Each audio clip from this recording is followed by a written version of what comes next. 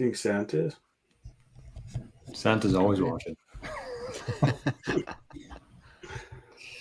Hello out there, and we're on the air. Welcome back to a special Monday edition of the KNGDOM Golf Show. Boys are a little bit hungover. We had our Glow Golf on the weekend, but bear with us. I got a Caesar here to help me through this. So we're glad to have you tonight. We would like to welcome everybody across this beautiful country of ours, West Coast to the East Coast, everybody in between, and anybody out there who might be watching from outside of Canada. We're glad to have you tonight. It's the biggest week in golf, and we'll see you in exactly 30 seconds.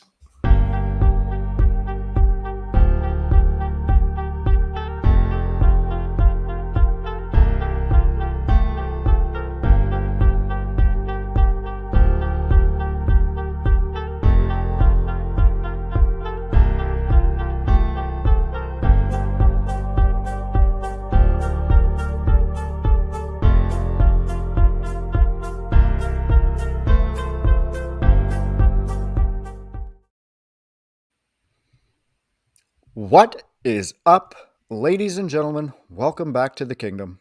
As always, my name is Drums, and I'm joined by the brothers behind King Golf, Regan and Jordan Headley. As we always do, we send it right up north, see what's going on with our boy Reg. Reggie, how you doing, buddy? Hello. Good day. I'm doing good. Went to Rossman for the second time this summer on the weekend. We had the Glow Golf tourney on Friday. It was, Nice. as always, absolutely phenomenal. We didn't really get to play a whole lot of golf on Saturday. There was a tournament on there. We couldn't get on the course till 6. We could have went before 10, but as it always does, the Glow Golf carried on to the wee hours of the morning, so we couldn't get up for that tee time. Other than that, not a whole lot. Not much going on. Playoffs, we're supposed to, I'm missing Tuesday golf tomorrow because I don't know if we lost out of playoffs. We're down 2 or 3 to go. I think we're just going to forfeit because it's tough to, we can't really find a time to get out there. So we're not going to go out there just to play 3 holes. So I think we're just going to throw the match, and that'll be the end of our year, unfortunately. But What? Oh, you got rained out or something, didn't you? we got rained out, and then so we finished our match. We started on 12, and we won. Actually, Dad birdied 18 at Gilbert, which is a crazy birdie. So it was for a net eagle. So we won our match on 18. He chucked a dart from 150 to like 6 feet, rolled it in, moved on to the next match, and neither of us could really get our games going. And Scotty, we played Scotty and Lance, his brother-in-law, and they hadn't lost a game yet this year. They were 9-0-1 going into our. No, I guess it would have been 10-0-1 going into our match, and yeah, they're too much for us to handle. So that's the way it goes. Our men's night year is officially over. It's the way she goes. What's their secret? I don't know. Sandbag? They both have probably higher handicaps than they should, but only by a couple, and they just ham and egg very well. And they're both capable of making birdies and doubles. So Ham and eggs way more key than somebody sandbagging, actually. Yeah, it Definitely. really is. It's frustrating as hell too. Yeah. and they also just don't care, which is a huge thing in golf. Like they care, but they don't care, Right. Yeah. which is key, I found. Jor, what's happening out in Rossman? Top of the evening to you, ladies and gents. Drummy Reggie. It is a very fine line balance between caring too much and not caring at all. You got to be somewhere in between there. I find that me and Moose play best when we're whenever you say words like "we need to win this hole" or "we need this," never good. It's like Michael Scott when he is Santa Claus and telling Jim that he needs this. Same kind of thing. Too desperate. You start playing out of character. You start hitting dumb shots. You just gotta play one shot at a time. That's golf. But speaking of that, there's lots of golfers who are in the match play mode this week. It is the Tamarack. It's the biggest week in golf here in Manitoba. Lots of big tournaments. Well, I'll probably touch on it later. We got some stuff to talk about.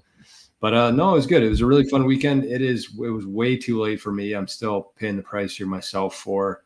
That was Friday night too. That was like it feels like 2 weeks ago now. But we were up till we didn't leave the cabin till after 4 a.m. So got home. Arnie was still a little bit wound up. We probably didn't get to bed till close to 5. And then I texted Reggie. We were supposed to golf. Classic. Supposed to golf early Saturday morning. I texted Reggie at 7:40. Didn't hear anything. So I got about 2 to 3 hours of sleep.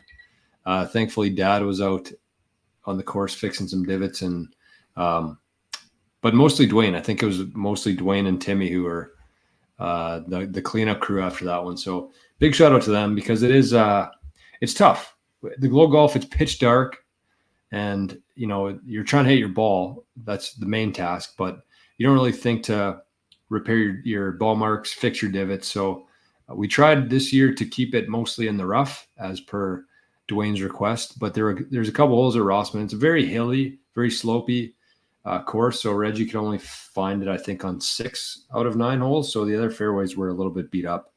And the toughest thing, as Reggie mentioned, was that they had a tournament the next morning. So there was a couple guys who were out pretty late for the Glow Golf, and then I saw them pulling up to the course at 9:30 the next morning. So I'm sure they didn't have the best Saturday morning themselves, but I mean, it's pretty easy to get up for golf for the most part. So no, it was a lot of fun. We had a record score again this year. -5 was the winners, which was you guys have both played Glow Golf before. Pretty good score. Chucking darts all day. Chucking darts, and the hardest thing I find about the Glow Golf is not only like deciding which clubs to hit, because the balls they don't travel as far. It's at night, so it's colder, so they travel even less. But just gauging where the pins are on the green, because all you can really see is the pin. Right. And if it's a left side, even if you look like you're kind of going towards it, the green tier Rossman can easily shoot you off the green. So very impressive score. -5 to it was Braden Gillies. What was the other guy's name, Reggie? Mac Miller? Oh, you're on mute, Reggie. Sorry, I think Mac Blinsky. Mac Blinsky. Michaela was in there, and I don't know who the other ones were, but impressive nonetheless. Mm-hmm. So shout out to them for that. But other than that, no, it was good. We had actually all the boys out here. We were going to the cabin last night, and I was like, isn't it weird that me, Drums, and Reggie are all in the same location right now on a Sunday night? Super weird. And as Drums will talk about, we had a nice little catch-up yesterday. Drums is out at Rossman for the day with his family, and actually didn't even cross path with Reggie somehow. So anyways, great weekend. Still feeling it, but that's just life. We'll get over it pretty fast here. So anyways, Drummy, what's up in Brenham? Not much, boys. Yesterday was perfect, actually. Yeah, like George said, my aunt and uncle have a cabin out there, and so we were celebrating Grandma's birthday out there. So the fam made their way up there. We stopped at George's and cleaned them out of some peas and carrots in the garden. And Arnie got to chase Luca around for a while and catch up. It was good. And then had a nice barbecue with the fam, so it was perfect. And Reggie, we're in the same spot as you. We're out of men's night already as well. We got our asses handed to us on Thursday. By who? Jew and Kloss. Actually, Justin Jew, he just played lights out. Of course, every time you lose, everybody says the guy had the round of his life, right? Yeah. I think Jew probably would have been around 82, and he's a 21 handicap. So he played just unbelievable. He was draining like 40-foot putts. It was just unbelievable. He went birdie, lipped out for birdie to finish off the front 9. So it was tough. It was tough sledding there. And me and Farns didn't play. We played okay, actually, but we just couldn't catch up to him. So we got smoked. And yeah, we're done too. So it's a wrap on the men's night here. Crazy. Other than that, we'll just get out when we can. Got the blue chair still, which is, I think, the reason most guys play in the league. Very true. Blue chair is the biggest event of the summer for us. Yeah, the boys must have been into it a bit at OJ's on last Thursday. I got a few texts asking if I wanted to play in the blue chair, but can't do her. I'm officially maxed out. You've had yourself a summer. Yeah, it's been good. Very good. Mosquito bite that is on fire right now. It is it has been quite the summer, especially for Reggie, and that's we're talking about the Tamarack tonight. I'm not gonna lie, over the weekend I had lots of regrets of not playing the Tamarack this summer. We missed it last year because we were in PEI, but this year being here and being so close to it all, and I wish that I was there. So we'll be back next year, as we've talked about on the show. It was just too much. It was I went to Europe. That was a pretty big week and a half, financially and just time off wise. So it's hard the Tamarack's a pretty big week too. Pretty costly, especially if you're not staying in Clear Lake, don't have a cabin there. It's a pretty expensive week. So we're going to be back next year. That is a guarantee for the Kingdom. But I wish I was there this week. It's unfortunate. Are you guys going to do the scramble next year? Yeah, that's the plan right now. It actually, me and Reggie were kind of following the scramble results there, and everything's been going on. But there's some pretty good scores and lots of familiar faces. Yeah. So I think it'll be a lot of fun to get into that. The tough thing for me is I really want to do that. I think it'll be a lot of fun. But the Tamarack is like the only time that you actually get to play your own ball and keep score and have those competitive juices flowing. But I really think that it would be similar in the scramble. I think that if you're playing a match play event with a scramble, I think that'd be pretty fun. That's what it is, right, Reggie? You get flighted in matches? Yeah, I've never really played a match play scramble. I'd never actually thought about extra holes. Like, I guess we have like dicking around, like, yeah. But like, yeah, it'd be pretty nuts. I like that they're trying something new too, though. Agreed. I think this is going to be a big hit, no matter what. But like, they had 36 teams, I think, or 32. 32, like I think. They got 2 full flights, yeah. Yeah, so and they had 8 on the waiting list, I think.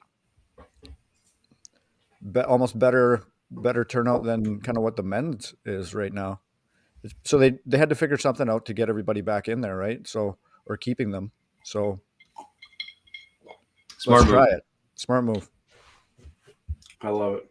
Yeah, I think it'll be a lot of fun. I'm really looking forward to that next year. Me and Reggie got to start our training regimen as soon as the Tamarack ends. We'll find a batting cage and we'll put Reggie in there and get a helmet on him. Why am I going in? Because you're the little brother. Yeah, you're pulling the cart. Good point. You're the horse pulling the cart, so we need to get you in tip top. All right. Well, let's get right to her, boys. We got some cheers for tonight. We got an abundance of cheers. Reggie, you want to kick her off with our guy, Hideki? You were following it a little closer to me this weekend. Yeah, I was following it. I mean, I tracked it all weekend, and we're actually watching it on Sunday, but we had to go for a round of golf at Rossman before we left. So I asked Dad to PVR it to watch the last 6 holes, and he did. Tried to watch it, and it froze probably like 16 times. And then it had a thing basically just completely froze. The Bomber game was on, so Dad wanted to watch that, so I gave up on it. So I basically I looked on the PGA app and tried to track what happened on my phone. Looked like it was a crazy one to miss because Hideki had a 5-stroke lead when I stopped watching. And when he stood on hole 16, Hovland was leading. So that was like in a 4-hole swing. He lost a 4-stroke lead to a guy that wasn't even one of the ones that was 4 down. I think Hovland was 5 down. I think Hovland went birdie, so that would put him 3 back. And then Hideki went. No, Hovland must have been 4 back because he went birdie, and Hideki went bogey double. So then Hovland was 1 up, and then Hovland bogeyed 17, and Hideki birdied 17 and 18 to win. But the cheers was from his mishap that happened. Yeah, so he actually got robbed when he was at the Olympics. Oh yeah, did you see that? Yeah. So his coach and caddy they stole their passports, so they got deported back to Japan because they didn't have any passports. So he didn't have his caddy or a coach on the weekend, and then he ended up winning. Wow. Pretty wild. Which is pretty impressive because if people aren't overly familiar with Hideki, he doesn't speak English. No. Well, he doesn't speak English in quotation marks. Says Me he and does. Reggie Yeah. kind of came up with a theory on that's his way to not talk to the American media, which is a pretty smart play. Reggie said that straight out of Vladdy's playbook. Vladdy's playbook. Same idea. Yeah, Vladdy still can't talk English. He lived in Toronto for 4 years and was born in Canada. But yeah, he doesn't quite know how to talk English yet. It's pretty smart. Pretty smart. It's a good buffer, as Reggie called it. But anyways, very impressive. I would imagine that they probably flew somebody else down from Japan, or he had somebody else on staff that could like communicate with him if he actually can't speak English. Because I feel like that'd be pretty tough to go a weekend, especially in the playoffs like that, without anybody. Picking up somebody, yeah. Yeah. But nonetheless, very impressive under the circumstances. So we want to give a shout out to Hideki there. He's been The kind Sunday of banana. I'm not a big fan of though. He's got to get a new shirt Yeah. guy. He's probably got the worst style in golf. Yeah. For sure. Does. Him or J Day. J Day was J-Day, in some baggy ass pants on Sunday. J Day's at least like trying something out there a little bit. I feel like Hideki's just out to lunch. Yeah. Strixon, isn't that his brand? Yeah. Tough. Yeah, his shirts look like he just got them off. He was the last prize on the prize table. Clearance rack. Sale rack. Yeah, sale rack. It's pretty tough. Reggie, do you want to give us a quick update? Another cheers for the Dauphin and Brandon boys. It seemed like they had a pretty good showing in the Tamarack. I mean, that's a pretty large swath, but some close friends of yours were nipping at it. Yeah, so I could give a few shout outs. I don't really know. I could tell you the Dauphin guys that are in the championship flight. I'll probably miss somebody for the scramble anyways. Odie and Lance are playing together. Lance Delamer. I think they qualified actually quite high, like 4th or 5th. Foxy and Laser, obviously, they qualified together. They're in the championship. Geese and Scotty are in the championship. Sparrow and Jaron are in the championship. And then I can hear that in the background. Yeah. Well, kind of. Couldn't make it. It's too much. I'm gonna turn red, but no, Easton. We got a auto feeder and Easton recorded her voice on there, and that's what that is. I tried to save her face. Somebody might go back and listen to this and listen to it, but it's all good. You couldn't hear anything.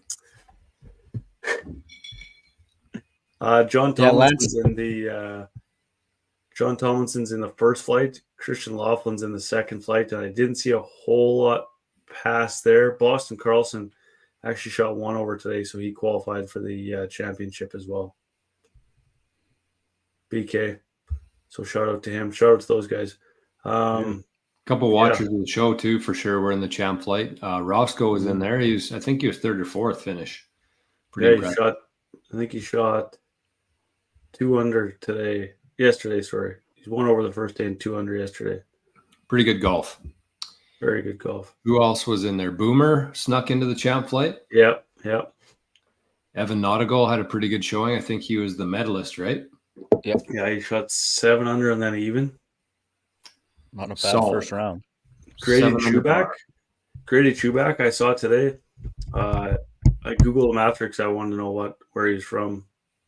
He plays UBC Thunderbirds, like CIS, like Canadian CIS golf. He was 7 under in the junior qualifiers today. Ooh. Which is wild. So pretty good golf. It's cool. I like it. I like the format. I like that there's some pretty good talent in the scramble side, and there's some pretty good talent in the individual side. It's a good mixture. I kind of want to get up there this week to see what's going on. There's a couple I wish I could. Foxy was actually over tonight. We'll do the cheers though first. Cheers to all those guys. Good luck the rest of the way. Match play fires up tomorrow for the most part, and apparently the first few flights go off very early tomorrow, which is going to be beneficial because I think it's supposed to get crazy windy tomorrow afternoon. So, not as relevant though in match play because they're just playing against each other anyways. Still though, just for enjoyment purposes. Yeah. Well, cheers to the boys. good luck. We'll catch up with some Tamarack action a little bit later on too, but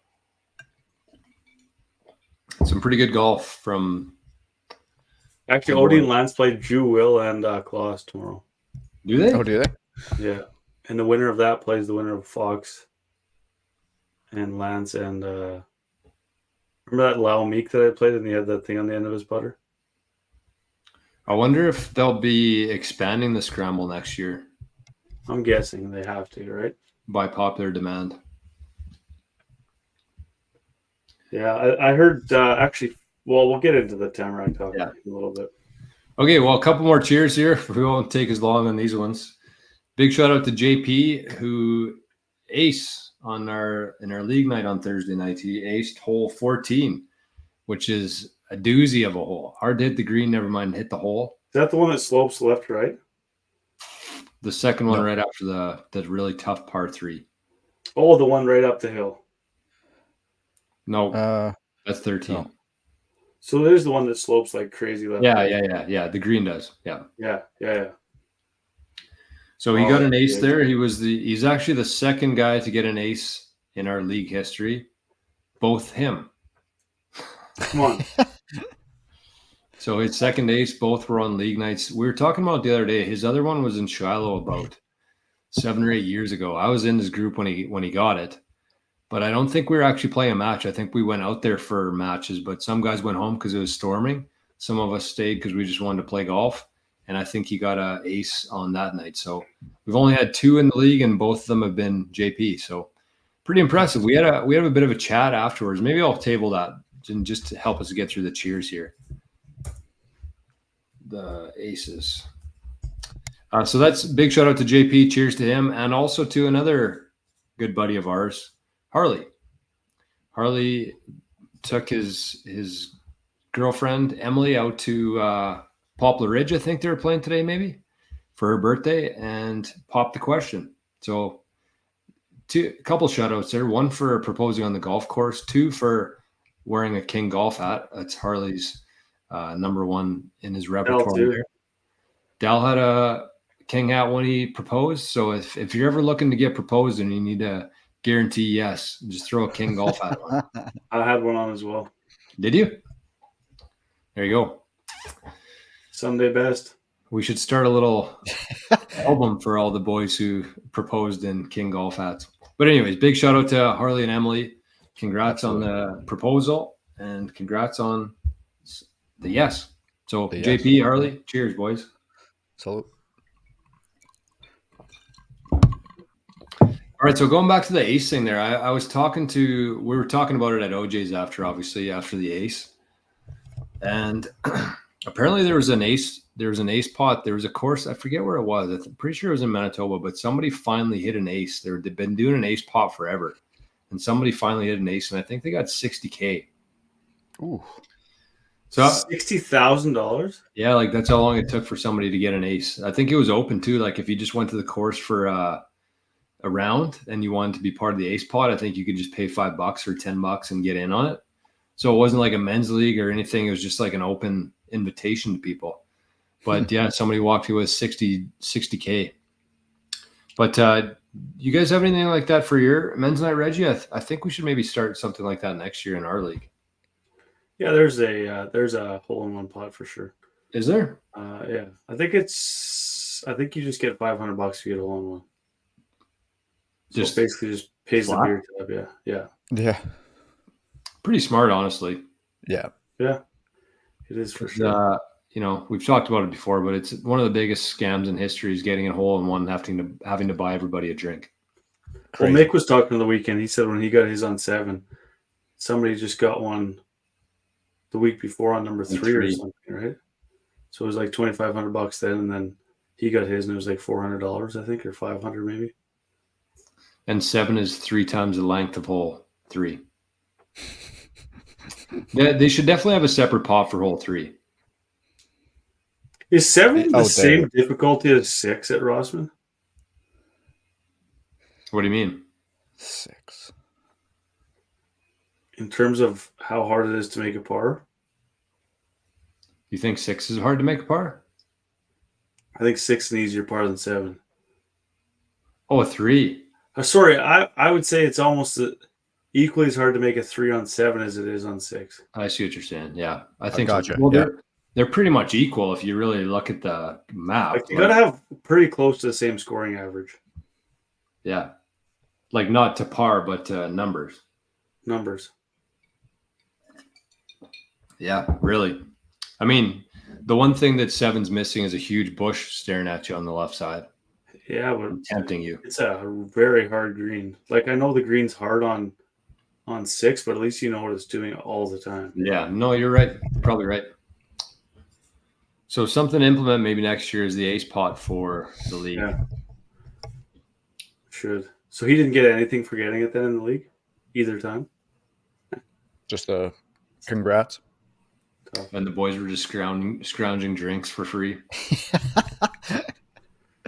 Literally, the cart came. That's why everybody's probably texting me then. Everybody probably got in one after his hole in one.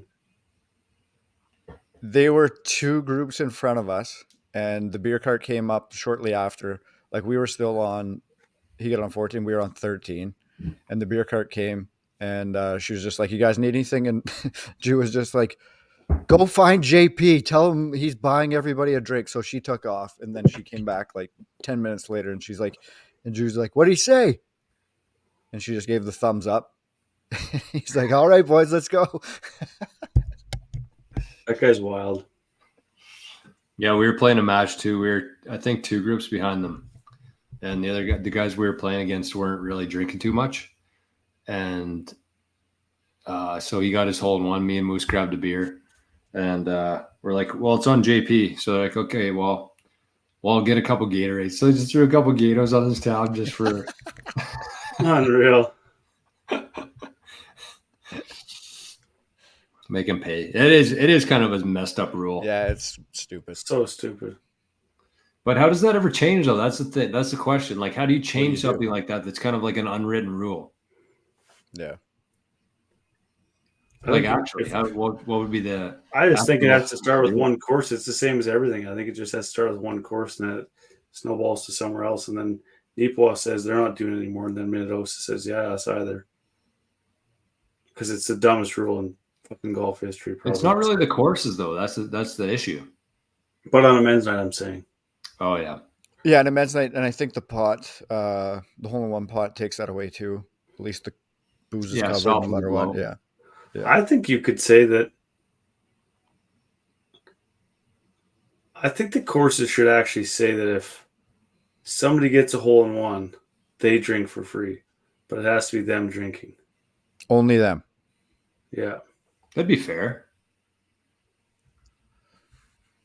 Yeah. I mean, it's tough. It's tough because it's like, well, yeah. I mean, I think that sounds good in theory, but then JP gets one, and we're like, okay, we'll have a beer on JP. Yeah, exactly. But it just needs to, I think, change from like that level. I think that's where it would be. Like, no, tell the cart to go back. Here's a couple beers for JP. Let's change this. And then like, I don't know. I feel like that's how it would have to happen in like a really grassroots level almost. But we've just been ingrained in that whole thing happening that everybody's like, yep, give me a beer on JP. He owes us one. Yeah. I got saved by Aspen when I got mine at the Agassi Cup. Like if I had to pay that out of my pocket, man, that would have crippled me. It's actually crazy. His partner has a hole-in-one this year as well. Johnny, yeah, that wasn't in league though, eh? No. I want another ace bad. Dell almost got one actually too. Did you guys see that? Yeah, he sent me that picture yesterday. He was a couple inches. I don't know what side he was on of it, but pretty impressive nonetheless from Dally.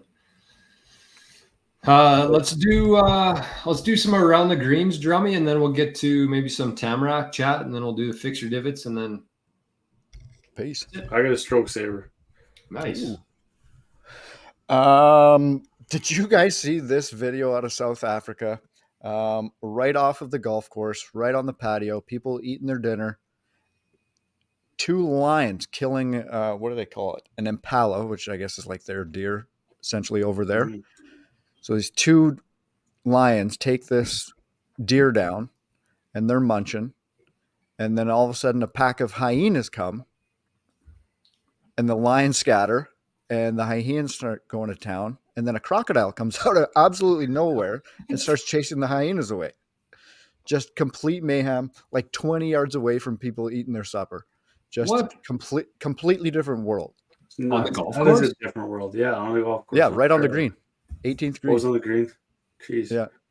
Nuts. Bit of tea out of the Live Tour. Reports are from a league insider that Jon Rahm is not very happy with his decision to go to Live.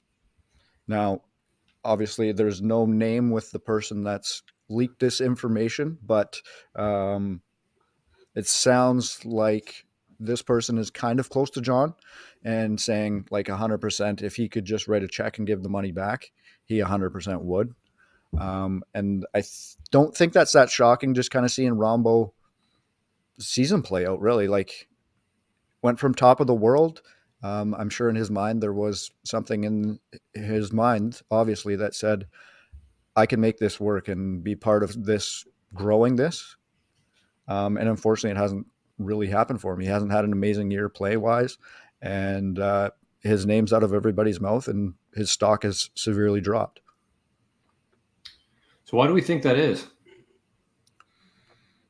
The coverage, like, obviously. There's the coverage, and he was getting pissed off at like the music and the fans and stuff too. So I don't know if he didn't really get a feel for it before making the decision, but we were talking about this at men's night, and I said, like, okay, he took that, what was it, 150 million? Yeah. Or like more. At what? I get that that's a lot of money, and I get that he had to take it, and I get that it's $150 million, and it's almost impossible, and every person in the world is going to say no. But that's us saying that. That's the three of us sitting here going to work every day, making our living that way, trying as hard as we can to fight paycheck to paycheck to buy stuff that we want. Jon Rahm was not in that situation ever. Yeah. He had more money than he would ever know what to do with when he signed for $150 million. He probably could have made that in endorsements, in wins, in that. But signing off to Live and whatever, I have to eat crow a little bit too, because I said when he went that it's a no-brainer to do it. But that, again, that's in my perspective of $150 million is a lot to me. But then you always hear people say, oh, I retired and then I had no purpose. Like, do you really think he has any purpose now playing on that tour? In the grand scheme of things, do you think he does? Like, well, he never have a. It doesn't. That I 100% agree with you, but it doesn't seem exclusive to him. Like, everybody on that tour in the same position. TJ's not even a human anymore in golf. Like, he's really not. I completely forgot about him. I wouldn't say that. I really wouldn't. I mean, it's easy to say that after these reports come out. I also think that I mean, we'll just go ahead and assume that they're true. We'll go on the assumption that the report's true. Rahm's not having a good time. I just feel like Jon Rahm from day one wasn't really built to be a Live player. Like, he was never really a big media guy. He was never really flashy. He doesn't like the bullshit. But to me, it's like, I still think that he has a purpose. Like, those guys, if they weren't able to play in majors, I think that'd be a whole different story. I think they obviously would have got a lot less people going over there as well. But I don't know, Reggie, I understand what you're saying, but at the same time, like, $150 million when you're used to that lifestyle, I think every human on earth pretty much spends what they make. So who knows what he was in for debt, and who knows what he owed who, and what kind of lifestyle that he was living. And, like, it's very easy to live within your means when that's all you make. But, when you have that money, you also have a bunch of bills. Like, doctors are a perfect example of that. They make $1 million a year, but they also spend that $1.2 million a year. So it's like, it's a different ball game, but they also live a much different lifestyle than we do. Yeah, I just mean, like, at what point do you put a price tag on still having a chance to have a legacy in golf? And a lot of the guys that stayed on the PGA chose that version of it, and he didn't, and now he's regretting it because he's one of those guys who I think, like when AC came on here, he said he expects every shot to go in. He wants to be the best. Yeah. And he's over there golfing, and nobody personally gives a shit who wins a live tournament on the weekend when there's the playoffs right now on golf. I'm sorry, but it takes precedence way over top of live. It's just, they try to No, put you're right. You're right.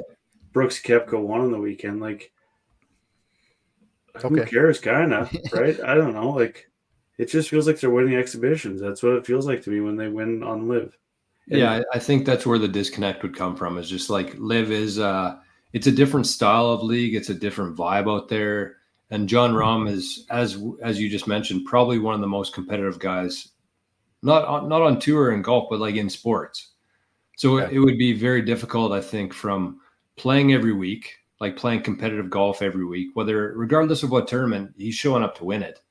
But Mhm. it probably doesn't mean as much over there, just because that's where I fail to understand like where this is coming from. Because if a guy's that competitive and he's still competing against some of the best golfers in the world, I still feel like you should be able to get up for those events, even if you don't love all the shenanigans around it. That's where my disconnect is there. Yeah. but it's just, And sorry, go ahead, Reg. no, you go ahead. From the start with him going over there, and he talked about it, but like growing the game globally, not just in the States, was a big reason for him going that there. makes sense. So I think like that, like once you get in there and you get a peek behind the curtain and you see, oh, it's not really playing out that way. So now I've completely fucked myself. I think there's got to be some of that in there too. Yeah, like, and then on the complete opposite side of the spectrum, and I just touched on DJ. I don't think DJ really gives a shit about anything anymore. He was the number one golfer in the world. He went through all that stuff. He won. He's still continuing to win. He won majors. He's got a great life. His father-in-law is the great one. I think he's just okay with Smoke show. taking the bag and going to see all these different spots in the world and playing on this exhibition tour, because he really doesn't care to play all that competitively anymore. And I honestly think that Cam Smith is kind of built the same way. Yeah. I think Cam Smith was kind of like a young DJ where he was just there. He was really good at golf and he was there to make money. Not necessarily, and I'm not saying he's not competitive, but he's definitely not on the same scale as John Rahm when it comes to pure competitiveness. And actually, I'm wondering if a guy like Bryson regrets going over there as well. I would have a what hard he's doing now, but then I don't think he'd have time to do what he's doing otherwise, and building his own brand that way. So he's kind of benefited from it. Whereas a guy like Rahm really, Yeah, that's not his scene. no. Yeah. And him wearing that team colors, like a guy like DJ and a guy like Cam Smith, like I could see a guy like Cam Smith playing on a team and wearing those team colors. But every time I see John Rahm in the team uniform and it just doesn't look right. And he's I mean, we also have to keep in mind here that we don't know where these comments didn't come from John Rahm. So we're kind of going on the assumption that that's accurate. That's what you have to do, I think, for the most part. But you also have to understand that this could be completely fabricated in the last 10-minute conversation we had is completely irrelevant. So, Yeah. But it's just, that's our opinions on why it would be like that if it was, and it all kind of adds up why it would be if it is. But there's still that for me. Like I said, I just don't understand how a guy who's that competitive couldn't find the competitive juices. Even, I honestly thought that even though Rahm didn't really have the personality to fit in with those guys, that he would make the most of it, because as Drummy said, like going over there and growing the game globally, I feel like that would have been a priority for him, just because the PGA is so Americanized. And, you think of guys like DJ, he was at the top of the game for a while and nobody even really cared. The media didn't really do anything to help everybody get to know him anymore. They're just so focused on Tiger and Spieth and JT. And I mean, that would be kind of annoying, I think. And that's why I think a lot of those European guys decided to make the move over there, because Cam Smith's same. I mean, he won one major, but before that, like, he was a real up and comer on the PGA and nobody even knew who he was. Yeah. Yep. No, that's fair. Anyways, what else we got tonight, Drummy? I'm going to keep with Liv. This one actually comes from our buddy Monday Q. And this is a pretty cool one. Life is an alternate on Liv. Alternates replace any player on any team. if a player is forced to withdraw for any reason. Because of the team concept, they can be called into duty in any round.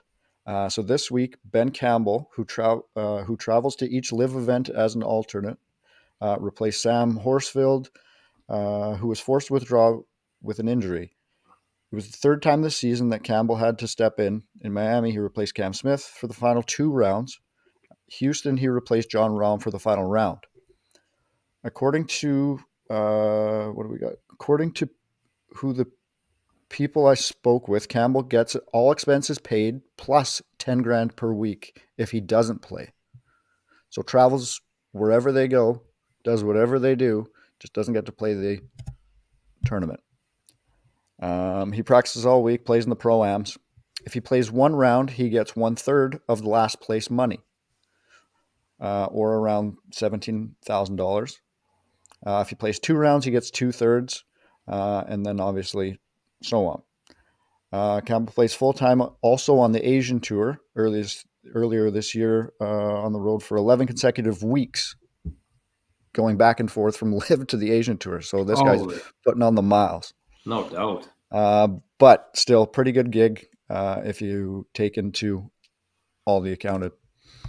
Absolutely crazy. Could you imagine 11 different stops for tour events, completely different continents of the world? Like, holy smokes, this guy.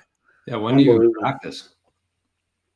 That'd be the tough thing. I guess when they're playing the tournament and you're just playing as an alternate, you're not playing, so you can hit the range. True. Yeah. How long do you think the waiting list is for one of those gigs? No kidding. Put me in there. That sounds like a 3rd string goalie in the NHL. Right? E-bug. The e-bug, yeah. I got another one, but I'll save it because it might be a little bit longer, so we can carry on from here. Okay, well, Drummy, I got the video here from Andrew Rice for the Twitter, the feast. Oh, yeah, I should have sent that quickly for the people who watch the show. And if you're listening to this on the audio, I apologize. But hey, did you guys watch the Bryson video, or Bryson and John Daly? Daly? I watched. I haven't finished it yet. I watched maybe half so far. Yeah, I'll watch the recap next week. Should we watch it? Was it good? Yeah. Yeah, it's good. And here comes the crocodile.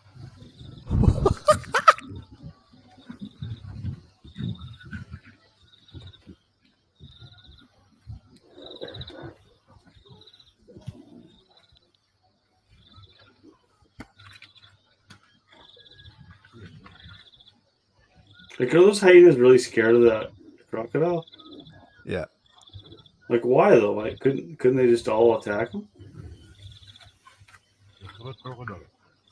I don't know if they're.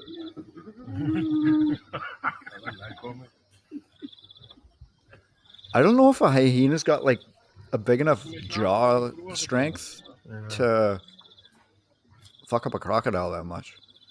Looks like not. That's wild. That's crazy. And here comes the crocodile. Look at that.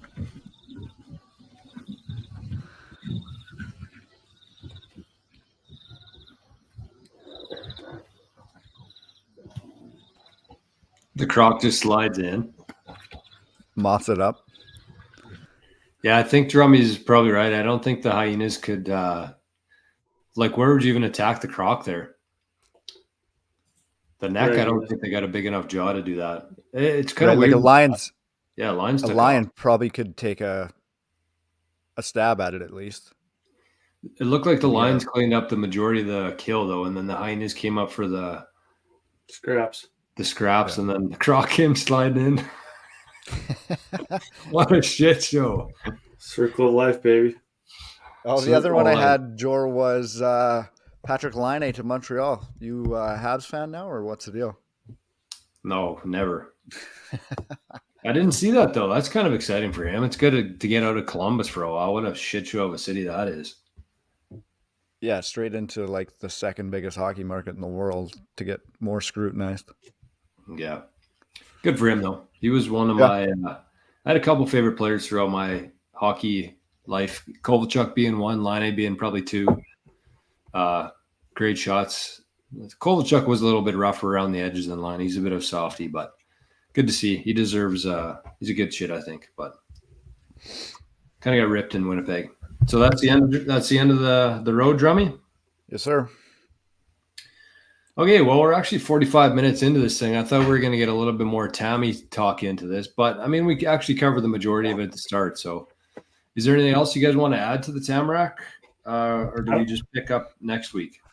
I think we just pick up next week. I think you should probably. Do you have one of those tests and true? Yeah. Do we have? Was there any aces on the qualifying this year?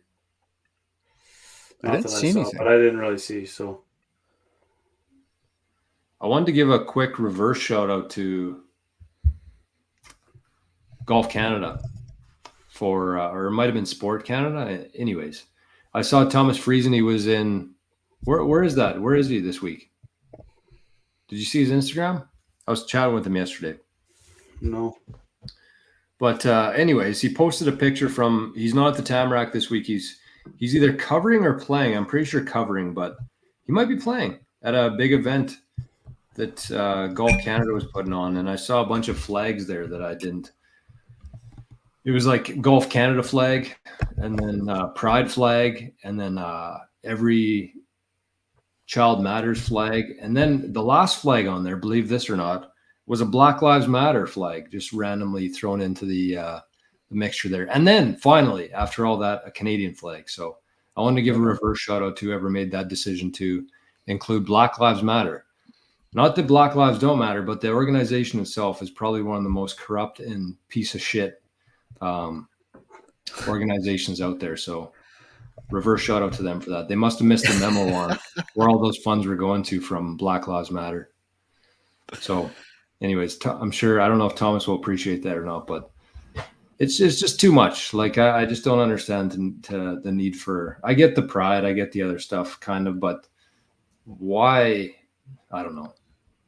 Well, especially when it's been like well documented how corrupt that organization was from the beginning. Yeah. Like the founder that stole all the money and bought a whole bunch of mansions with the money. Yeah.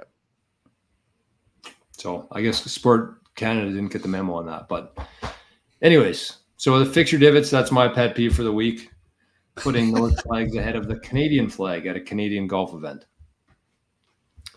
But anyways, so let's do the actual fixture divots for tonight.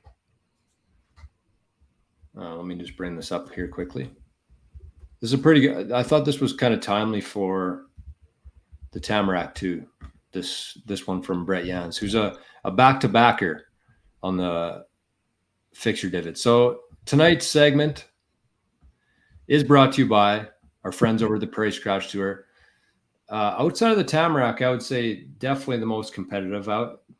Probably toss up between the two. I know there's a bit of overlap there, but Tamarack's a week long, the biggest event in Manitoba golf. But the Prairie Scratch Tour has been doing some pretty big things themselves here for golf in Manitoba. Prairie Scratch Tour, we've had the Southwood Spring Classic, we've had the Grand Pines Prairie Shootout, the Quarry Oaks Summer Showdown. I believe the next one is next weekend in Falcon Lake, the Bison Championship, and then the 2024 Tour Championship held at Breezy Bend.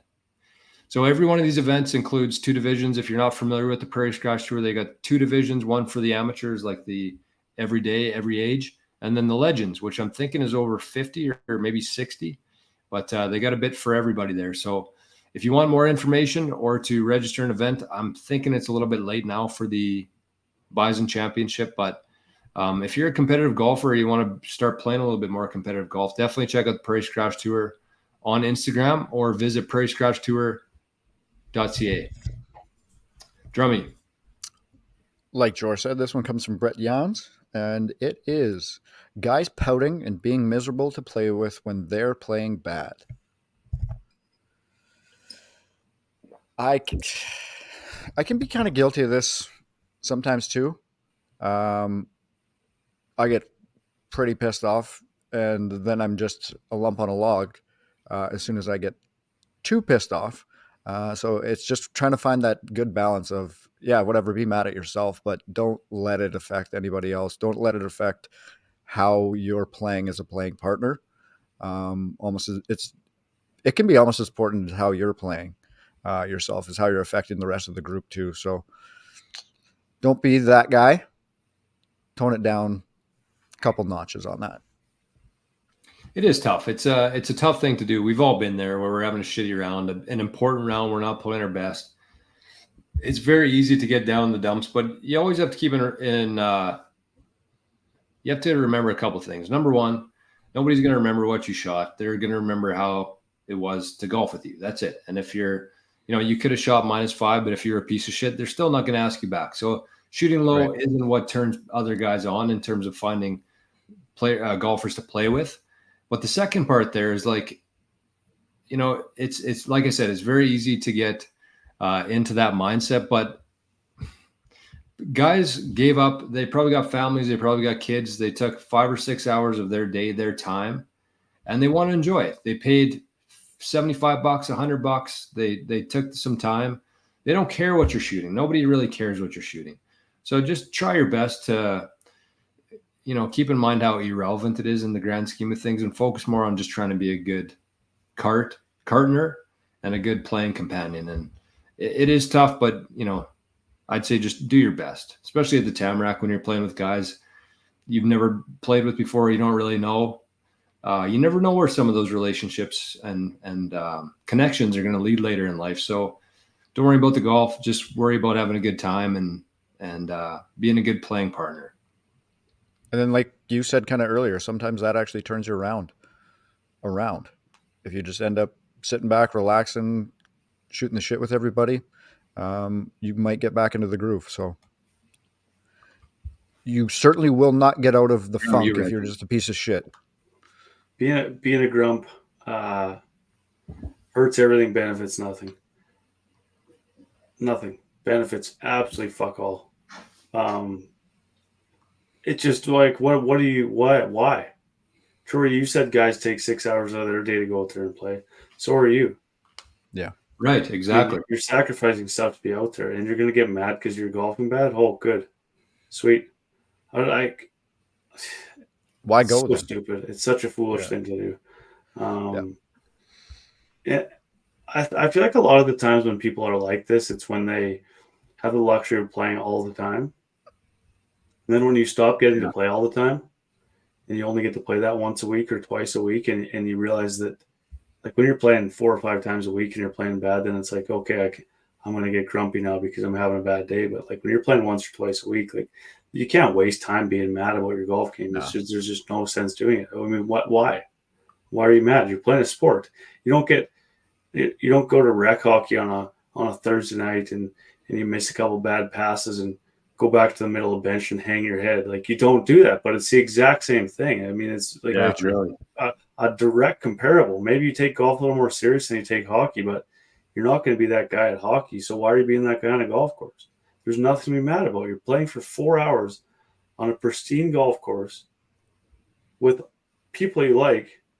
Hopefully. Okay. You're bad at the sport tonight. Oh shit. Hang your head, bang your clubs, get mad, ruin everybody else's time because you're having a bad time. No, you can't do that. There's just no sense doing it. And the quicker you realize that, the more people want to play with you and the more you'll enjoy golf.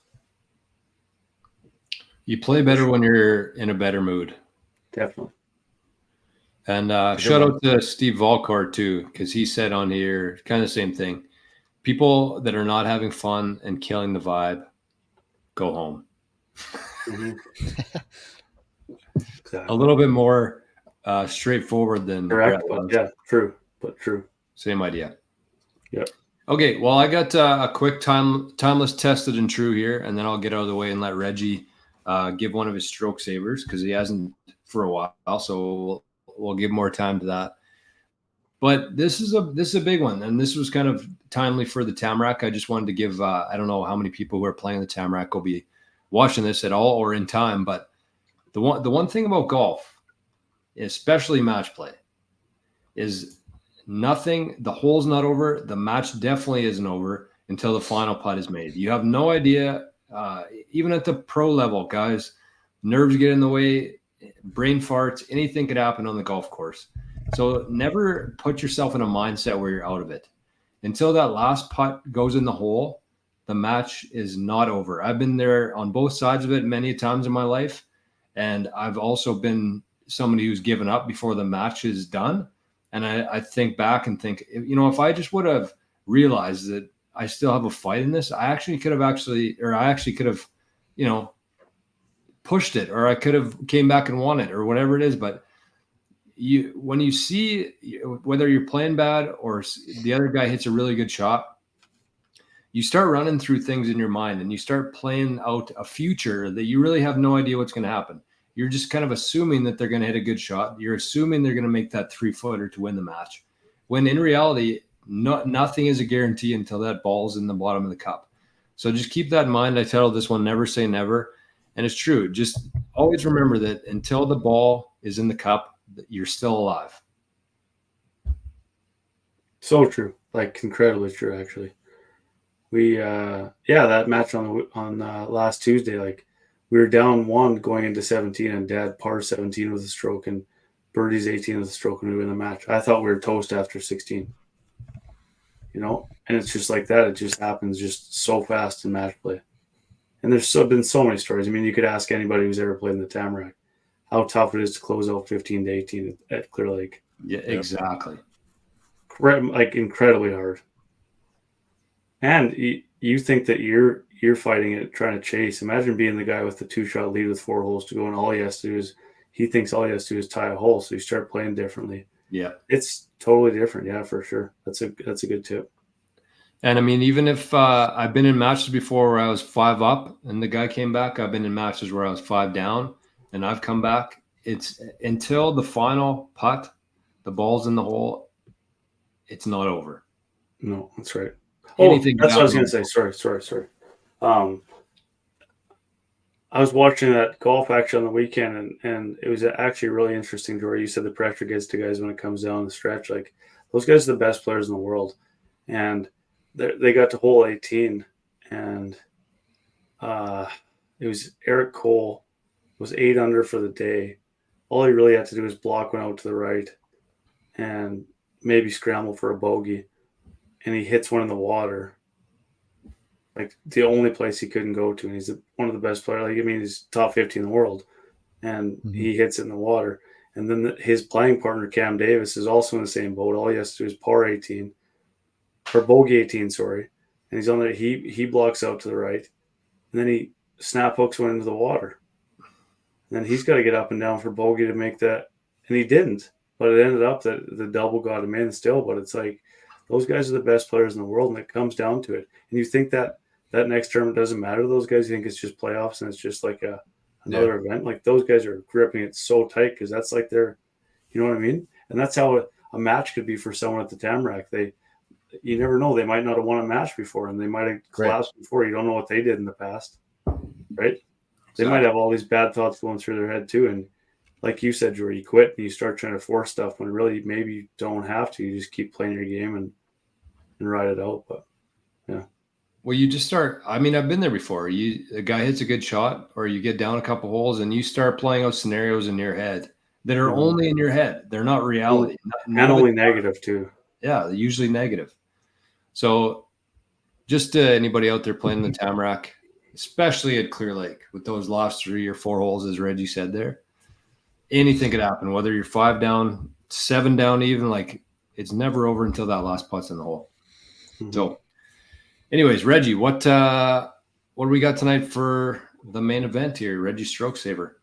Yeah, no, I didn't have anything. And then I was waiting for you before the show to ask me if I have a stroke saver tonight. And you know what? We were golfing actually yesterday with East out at Rossman, and I realized like she hit a couple chip shots from like 30 yards, 20 yards, 15 yards, and I noticed it a lot with people who struggle with their inside 70 yards.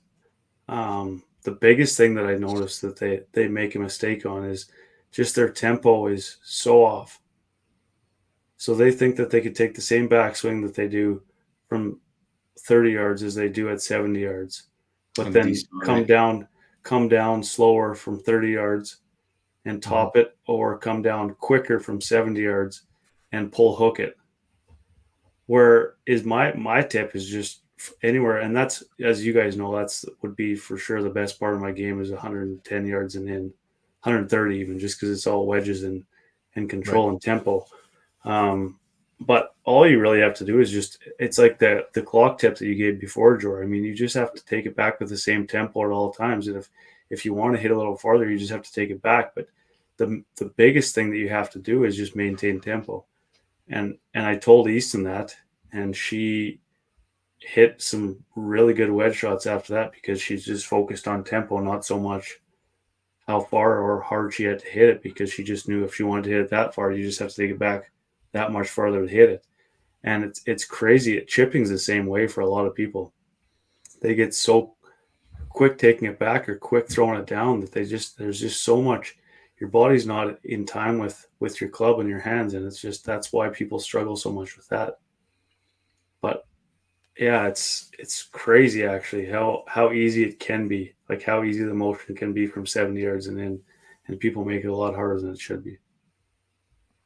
That was actually mine and Farnsy's downfall last week in our men's night match, is we couldn't do anything from like 50 yards in, putting, chipping, anything. The hardest shots in golf. But they don't have to. That's what I'm saying. Yeah, but if you're out of it though, and you don't have that feel or that tempo that day, it's hard to get it back. Because then your grip. But if you are doing that, then all you have to just think in the back of your head is tempo, and then it gets so much easier again. Yeah. Yeah. Is that 90% and 95% of the time, that's the only thing that would be going wrong in chipping.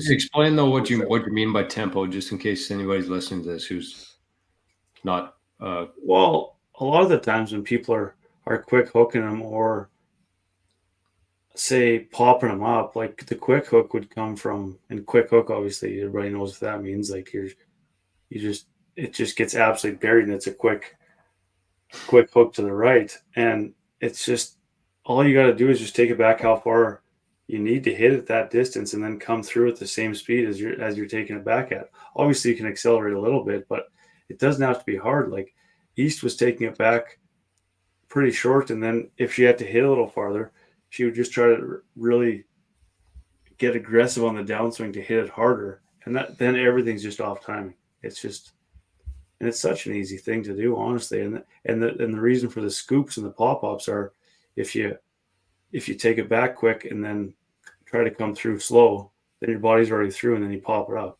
right? It's just it's all about tempo and just keeping your weight on your front foot, and it should be the easiest part of the game, and so many people make it so hard. Yeah. I was going to say, instead of using tempo, just like almost straight back, straight through. Mm-hmm. I feel like people could understand that. When I was teaching East, I just told her it's the same as a putt, except you're taking the club up and taking it straight through. Straight back, straight through. Like the farther you want to hit it, the farther you want to hit it, take it back farther, but never change your tempo.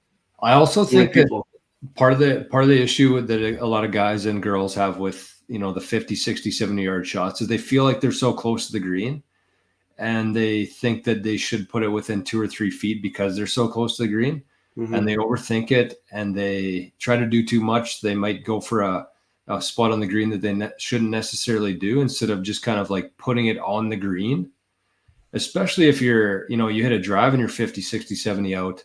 You just get that thing on the green and you got to look at birdie. At worst case, you're making par.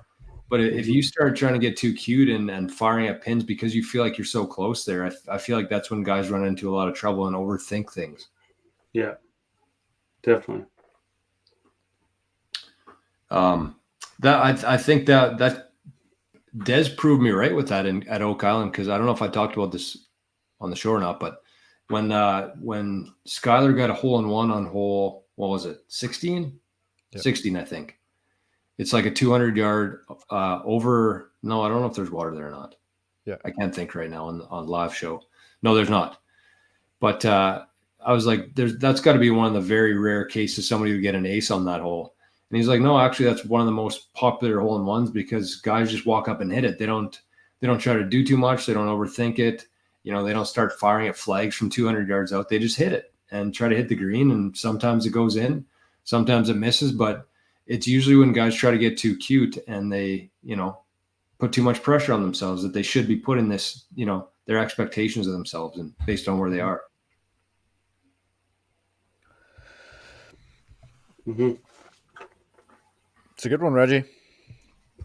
Yep, good to see the Stroke Saver back in action. We got Marcus Freeze. Boomer is in the house. Hopefully, actually, no, he wouldn't have picked up his hat today because Dad got there pretty late. But sound like he had a pretty good start to the week. So hopefully Boomer's playing well. And I want to get out there and watch some golf. There's a lot of familiar faces in both the scramble and the individual. So I'd like to get up there if anybody wants to join me, not in the Tamarack, go cruise around, have some beers. You know how to find me. So with that. That's it. That's all for this week, I guess. Hey, boys? Yeah. We'll play a little recap of the Tammy next week and see how everybody's week was. That's it, boys. We'll catch up next week. Peace out. Love you, boys. Later. See you, fellas. Love you, boys.